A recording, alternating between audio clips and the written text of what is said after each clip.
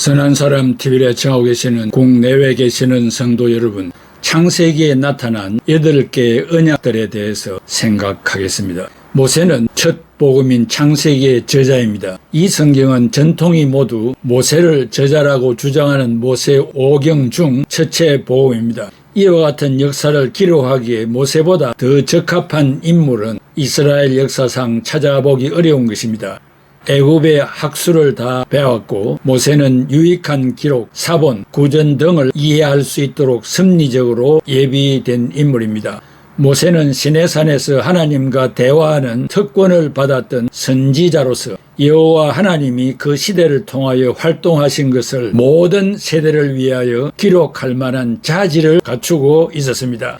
이 세상이 어떻게 생성되었는지에 대한 과학적인 설명이나 최초의 생명에 대한 질문을 창세기에서 찾고자 한다면 실망하게 될 것입니다. 창세기는 그런 전문적인 질문에 대한 대답을 시도한 책이 아닙니다. 과학의 영역을 초월하는 문제를 다루고 있는 것입니다. 첫째, 창세기가 기록된 목적은 아브라함의 선택과 언약을 맺게 된 배경이라고 말씀하고 있습니다. 히가 월토는 책에서 아브라함의 선택이 바로 이스라엘이라는 나라의 정체성을 규정해 주기 때문이라고 하였습니다. 로스 역시 책에서 창세기의 목적은 이스라엘 백성이 하나님의 백성으로서 신학적 역사적인 근거를 제공하여 주는 것이라고 말하였습니다. 창세기의 구조를 살펴보면 두 개의 구조로 나눌 수 있는데, 하나는 전 족장시대, 원래의 원 역사 1장에서 11장을 말하죠. 족장시대 12장에서 50장입니다. 이러한 구조를 많은 성경학자가 동의하고 있습니다. 그러나 후반부를 여러 부분으로 나누어 해석하는 학자들도 있습니다. 세일 허머라는 사람은 책에서 1장에서 11장은 전 족장시대로 동의하지만 후반부는 각 신앙의 인물들의 기사로 이해하여 아브라함의 기사, 이스마엘의 기사, 이삭의 기사, 에서의 기사, 야곱의 기사, 그리고 요셉의 마지막 유언의 구조로 이해하였습니다. 그러나 창세기의 구조는 무엇보다도 10개의 홀로도트, 즉 지니알러지, 계보, 족보 구조로 이해하면 좋습니다.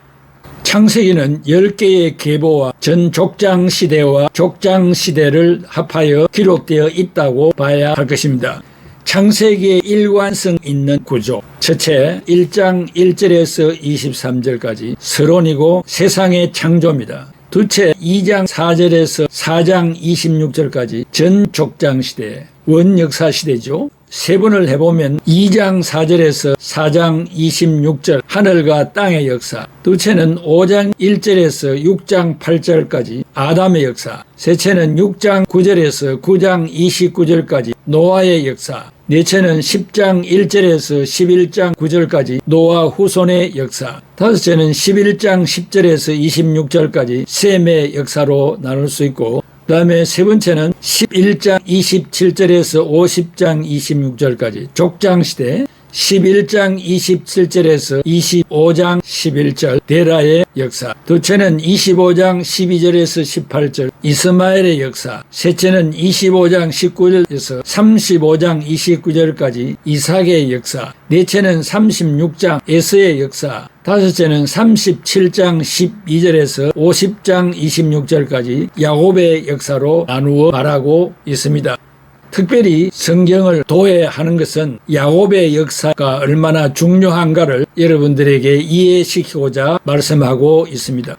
크게 두 채 신학적인 주제, 창세기에 나타나는 가장 중요한 신학적인 주제는 하나님의 천지 창조, 사람의 타락, 사람의 구원 계획, 그리고 사람과의 언약으로 나누어져 있습니다. 그 적은 저체로 세상 창조, 인류의 기원, 타락, 그리고 구속 계획에 대해서 생각해 보겠습니다. 윌리엄 라솔의 증언입니다. 윌리엄 라솔은 책에서 말하기를 창세기의 신학을 크게 두 부분으로 나누어 생각하면 그것은 1장에서 11장은 원래의 역사, 전 족장 시대는 primeval history, 12장에서 50장은 족장 시대 patriarchal history. 첫 번째 부분에서 세계, 죄, 인간의 기원에 대해서 말하고 두 번째 부분에서는 하나님의 선택을 통한 구속사의 시작에 대해서 말하고 있습니다. 윌리엄 라소리슨 책에서 인용하였습니다. 이와 같이 하나님의 창조의 기사와 타락 그리고 하나님의 구원 계획은 중요한 신학적 내용입니다. 신학자 롱맨은 성경의 주제가 창조, 타락, 구원인데 이것은 기독교 세계관이죠. 특별히 창세기는 창조와 타락 이 두 부분에 대해서 설명해 주고 있습니다. 힐과 월톤 역시 언약과 선택, 유일신주의, 죄, 기원 등을 중요한 신학적 주제로 삼고 있습니다. 즉 아브라함의 선택은 바로 하나님의 은혜를 통한 선택이었으며 유일하신 하나님만을 예비할 것이며 죄가 어떻게 세상에 들어와 영향을 주었는가와 세상의 기원에 대해서 말씀하십니다. 그럼에도 불구하고 우리는 본문에 나타난 하나님은 천지를 창조하신 창조주 하나님이시며 엘로힘, 멜기세덱이 아브라함을 축복할 때 말한 것과 같이 지극히 높으신 하나님이시고 엘론, 하갈을 감찰하시듯이 우리를 감찰하시고 보시는 하나님이시며 엘로이, 전능한 하나님이시고 엘사다이, 창세기 17장 1절에 아브라함에게 28장 3절, 이삭에게 38장 11절, 43장 14절, 48장 3절, 야곱에게 49장 25절 아브라함과 브엘세바에서 언약을 맺으신 영생하는 하나님이시며 야훼 엘 울람 이렇게 다양한 하나님의 이름이 말씀되고 있습니다. 아브라함의 아들 이삭 대신에 어린 양 즉 그리스도를 우리를 대신하여 준비하신 하나님 야훼 이레이심을 알 수 있습니다. 두째 하나님의 언약 약속 또 다른 창세기의 중요한 주제는 하나님의 약속이라고 할 수 있습니다. 하나님은 족장들을 통해서 언약을 주셨는데 이 언약은 계속됩니다. 차일전은 이 약속은 단지 출애굽 시대까지 연결되는 것뿐만 아니라 먼 미래까지 확장된다고 언급한 것이 사실입니다. 즉 하나님의 약속은 고대 족장들에게 주어졌으며 정경을 통하여 오늘날까지 중요한 기능을 하고 있는 것입니다. 12장에서 50장까지 나타난 족장들의 약속의 특징을 반게메로는 네 가지로 요약했습니다. 즉 시, 땅, 개인적 축복과 열방에 대한 축복입니다. 현대적인 의미로 시는 모든 나라, 방언, 족속, 지역을 포함하는 하나님의 백성을 의미합니다. 땅은 신약에서 하늘과 땅을 새롭게 하는 새하늘과 새 땅을 의미합니다. 기업으로 주어지는 축복과 영원한 기업인 천국을 상징합니다.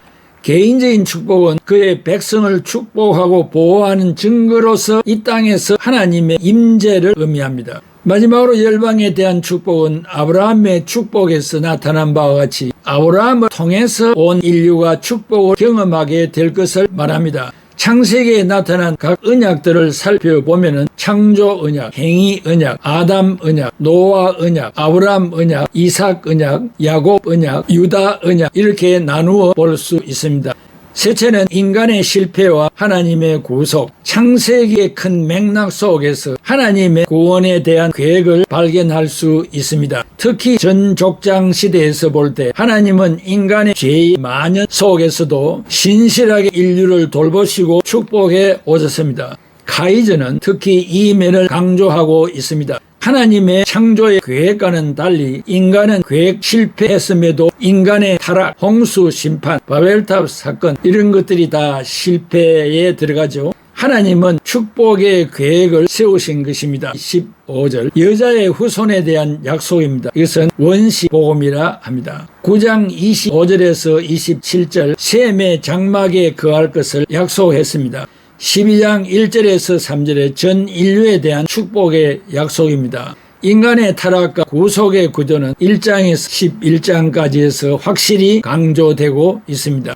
넷째, 족장들의 삶과 신앙. 창세기에 나타난 족장들 아브라함, 이삭, 야곱은 그들이 살던 당시에 모두 가나안 땅에서 떠내기 객처럼 살았습니다. 뿐만 아니라 그들은 가정적인 어려움을 겪었습니다. 그 내용을 보면 아내의 불임입니다. 또 리브가, 레아, 라헬 다 이런 사람들입니다. 두째, 미모의 아내 사라와 바로, 또 사라와 아비멜렉, 리브가와 아비멜렉 이런 어려운 이성 간의 문제가 있었습니다. 셋째는 자식들 간의 문제, 이스마엘과 이삭, 야곱과 에서, 그리고 넷째는 주변의 현실적인 어려움, 아브라함과 요셉과 야곱은 주변의 냉대, 기근, 흉년을 경험했을 뿐만 아니라 아브라함과 이삭은 재산을 위한 싸움과 강탈 역시 경험했으며 야곱은 딸 디나가 성폭행당하는 일을 경험하기도 하였습니다. 이렇게 족장들은 하나님의 축복을 경험하는 동시에 현실의 삶 속에서 고난과 소외를 경험했어야 했습니다. 그러나 결국 이러한 믿음의 시련을 통해서 강한 믿음과 사랑과 소망이 그들에게 보존되었습니다. 이렇게 복잡한 성경의 내용을 갈파한 것은 야곱이라는 한 인물이 탄생하기까지의 여정을 알기 위해서입니다. 야곱이 갑자기 등장한 인물이 아니라 온갖 고난과 역경을 체험하면서도 살아남은 이유가 있습니다. 성경의 구조에서 야곱이 어디쯤 등장하는가를 보기를 바랍니다.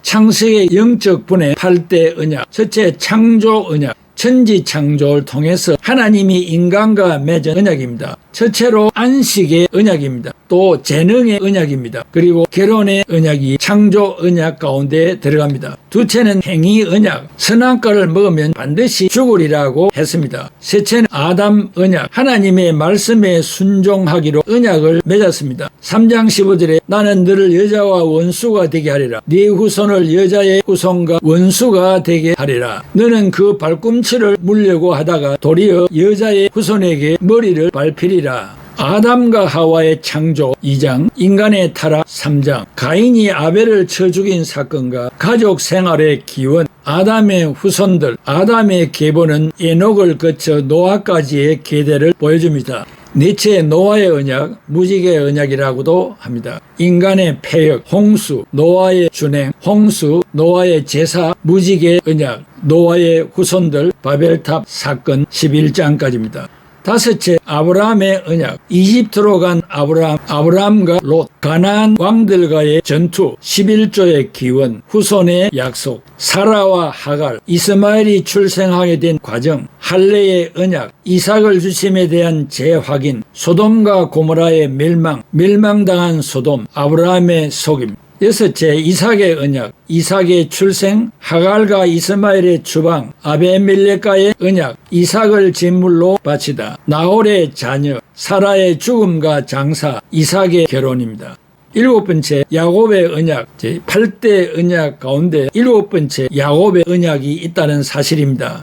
아브라함의 죽음과 이삭의 아들들, 야곱과 에서, 이삭의 우물, 이삭의 근심거리, 야곱의 속임과 축복, 에서의 축복, 야곱의 격리, 베델의 하나님, 야곱의 결혼 과정과 자녀 출생, 야곱의 성공, 가나안으로 가는 야곱과 라반의 언약, 에서를 두려워하는 야곱, 야곱의 두려움, 천사와의 씨름, 야곱과 에서와의 화해, 야곱의 딸 디나의 추행, 베델로 올라간 야곱, 라헬의 장사, 이삭의 장사, 야곱의 애굽 이주, 고센 땅에 거한 야곱 족속, 야곱의 요셉에 대한 축복, 야곱의 12아들에 대한 예언, 야곱이 예언한 각 지파별 축복, 야곱의 죽음. 그래서 야곱의 역사가 아브라함의 역사보다도 더 긴 여정들을 가지고 있다는 사실입니다. 저는 이러한 역사들 가운데 야곱의 역사에서 우리가 생각한 그대로 야곱이 어떠한 인생사를 거쳐서 예수 그리스도를 이 땅에 탄생시키는 조상이 되었는가에 대한 중요한 한 맥을 여러분들에게 소개하는 것입니다.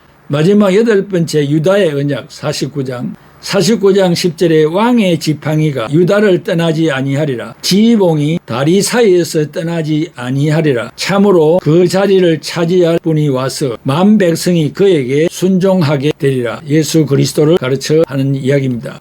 유다의 언약은 이스라엘의 남왕국 유다와 하나님 사이에 맺어진 영적, 역사적 약속을 의미합니다. 다윗의 언약을 계승하는 메시아가 유다에서 나올 것을 약속받았습니다. 즉 창세기에서 약속받았습니다.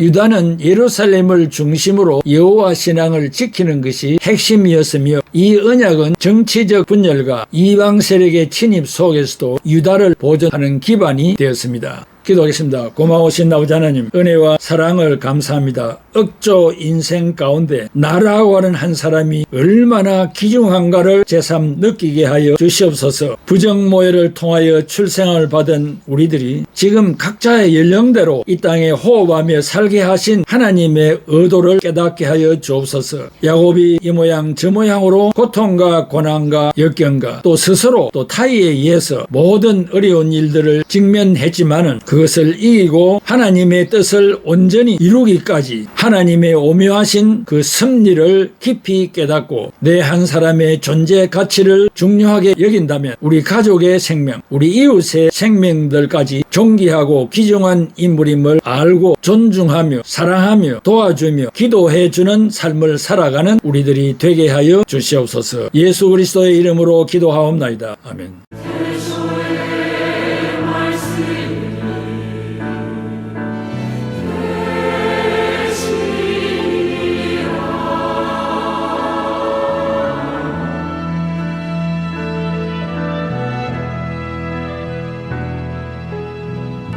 이 말씀은